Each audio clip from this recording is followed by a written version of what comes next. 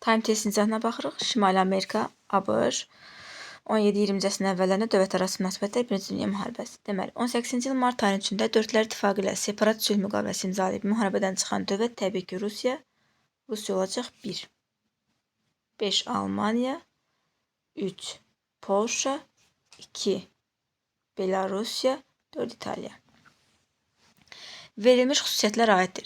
Amerika qitəsində ABŞ-ın nüfuz dairəsini genişləndirmək imkanı yaratması, Avropa dövlətlərinin Latın Amerikasında öz ağalığını bərpa etmək siyasətinə qarşı yönəlməsi, dünyanın Amerika və Avropa sistemlərinə bölünməsi ideyası elan edilmişdir.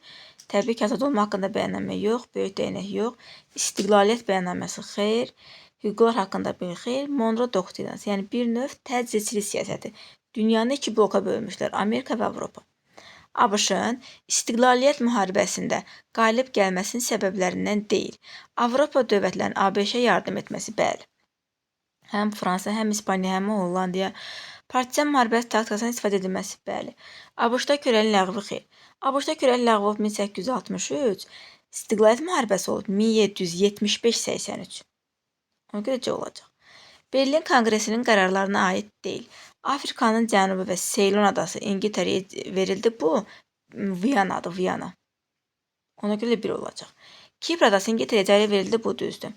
Serbiya və Rumıniyanın müstəqil tanıdı. Bu da düzdür. Bolqarıstan, Avstriya, Macarıstandan asılı knyazlığa çevrildi. Avstriya, Macarıstandan yox. Bolqarıstan Osmanlıdan asılı knyazlığa çevrilmişdi. 1 ilə 4 C variantı. Birinci Dünya müharibəsinə aid uyğunluğu müəyyən edin. Rusiya, İngiltərə, Fransa. Marna döyüşündə həlledici məğlubiyyətdən xilas oldu. Fransa 1994-cü ilin avqust ayında. 3A. Sentyabr ayında. Kütləmarə döyüşündə məğlub olmuşdu İngiltərə. 2B. Qafqaz cəbhəsində əsas iştirakçı dövlət olması. 1C. Rusiya. Trafalqar dəniz döyüşündə qələbə qazanması. İngiltərə qalib gəlib, amma Dünya müharibəsinə aiddir. Trafalqar 1805-dir. Ona görə də D olan cavabları çıxardırıq. Separat sülh müqaviləsi imzalayaraq müharibədən çıxmışdı. Təbii ki, Rusiya 18-ci il martın 3-də Brest-Litovsk D variantı. Şimal Amerikadakı İngilis müstəmləkəsi siyasəti ilə bağlı yanlış fikri müəyyən edin. Koloniyaların məhsul hazır şəkildə İngiltərədən gətirilməsi düzdür. Hər bir koloniyada məclisin fəaliyyət göstərməsi düzdür. Qubernatorun məclisin qərarlarını ləğv edə bilməməsi xeyr. Əksinə, məclis qanunverici orqan idi. Məclisin qərarlarını yalnız qubernator ləğv edə bilərdi.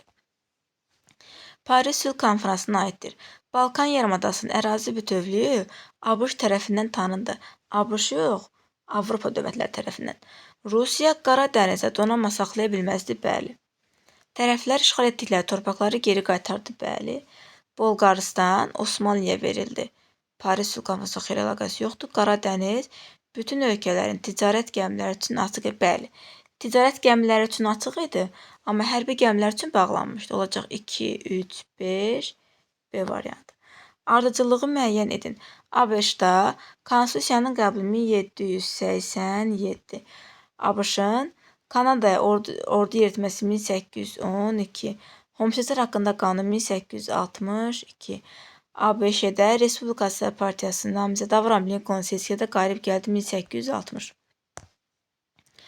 Deməli 1, 2, 4, 3 B variantı. Oxşarlığı müəyyən edin. ABŞ, Səfəvilər yandırılmış torpaq taktikasından istifadə ilə bunu götürə bilərik. Səfəvlərdə Təhmasibin dövrü, Şah Abbasın dövrü, ABŞ-da isə birinci İstiqlal müharibəsində ABŞ yandırılmış torpaq taktikasından istifadə etmişdi. Amma hamısına baxaq. Osmanlı dövlətlə müqavilə yalnız Səfəvi. Hakimiyyətin üç qola bölünməsi yalnız ABŞ. Dövlət başçısı vəzifəsinin seçimlə həyata keçirilməsi yalnız ABŞ. İngiltərəyə qarşı Avropa dövlətləri əlaqələrin saxlanması borc alacaq Səfəvilər. Thomas Jefferson, Avram Lincoln. Seçkilərdə iştirak etmək üçün əmlak senzini ləğv etməsi Jefferson. 1-ə A. Hər bir Amerikalının cüzi ödəniş ilə torpaq sahəsi ala bilməsi Avram Lincoln. 2-yə B. Siyasətinin cənub plantatorların mənafeyinə uyğun olmaması təbii ki, oxşar C. ABŞ-də iki hakimiyyətin yaranması Avram Lincoln vətəndaş müharibəsi 2-yə B, D.